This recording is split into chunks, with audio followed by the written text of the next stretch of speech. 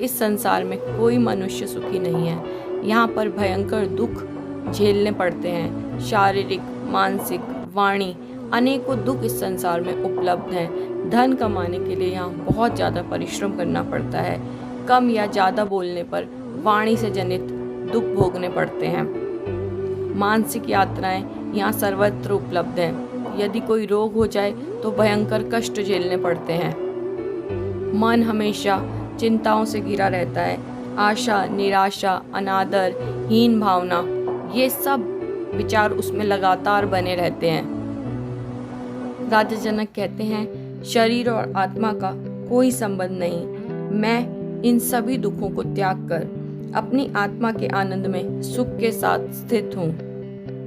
मनुष्य का जितना शरीर के साथ मोह होगा उतना ही ज्यादा वह इन दुखों को झेलेगा। राजा जनक जैसे आत्मज्ञानी पुरुष पर शरीर, मन और वाणी के दुखों का कोई प्रभाव नहीं पड़ता, क्योंकि वे सदैव साक्षी भाव में रमण करते हैं। राजा जनक कहते हैं, जो कुछ भी किया जाता है या जो कुछ भी हो रहा है उसमें से कुछ भी कहीं से भी किसी भी प्रकार आत्मा से संबंधित नहीं है। ऐसी वास्तविकता को जानता हुआ मैं जो कुछ भी कर्म करने को आ पड़ता है उसे सुखपूर्वक करके स्थित हूँ। मनुष्य दो प्रकार के कर्म करता है। कुछ तो प्रकृति स्वभाव से उससे करवा ही लेती है, जैसे नींद आने पर सोना, भूख लगने पर भोजन करना और भोजन का स्वतः पच जाना। प्रकृति जनित अन्य बहुत से कार्य हैं जो शरीर खुद ही कर लेता है, उसके लिए मनुष्य को किसी प्रकार का प्रयास नहीं करना पड़ता। लेकिन कुछ कार्य ऐसे हैं जिन्हें मनुष्य स्वेच्छा से करता है, जैसे धन अर्जन करना। इन सभी कार्यों में मनुष्य अहंकार के साथ कर्तापन की भावना रखता है और यही उसके बंधन का कारण है। ज्ञानी मनुष्य भी अपने रहने के लिए आवास का निर्माण करता है। अपनी सभी भोजन पानी की आवश्यकताएं पूर्ण करने के लिए कुछ कर्म भी करता है, चाहे वह वन में ही क्यों ना रहे, किंतु उसमें मैं की भावना कभी नहीं होती। यह कार्य उसके जीवन का लक्ष्य कभी भी नहीं होते, अपितु वह इन सभी कार्यों को करते करते अपने परम लक्ष्य की ओर सदैव अग्रसर रहता है।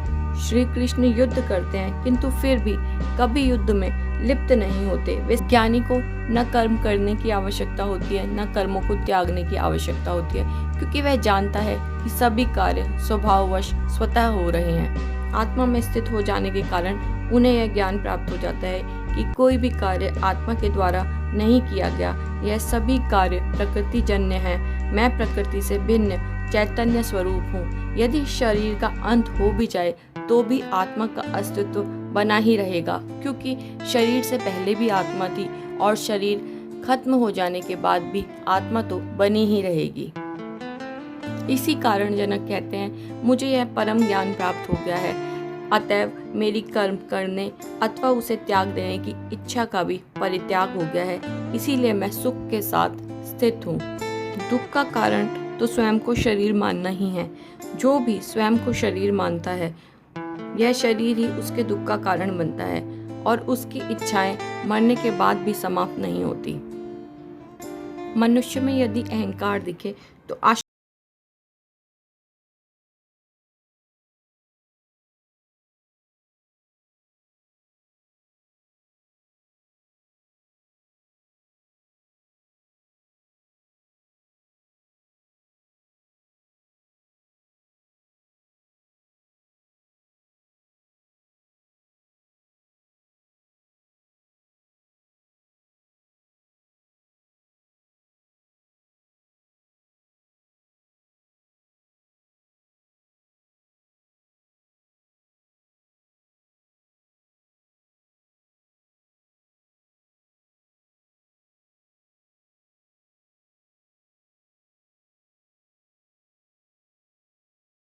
अब चाहे स्थिरता हो, गति हो, शयन हो, बैठना हो, चलना फिरना या स्वप्न की कोई स्थिति हो, व्यवहारिक कर्म क्रियाएं ना ही मेरे लिए शुभ हैं और ना ही अशुभ हैं। ये सब कार्य स्वाभाविक रूप से हो रहे हैं।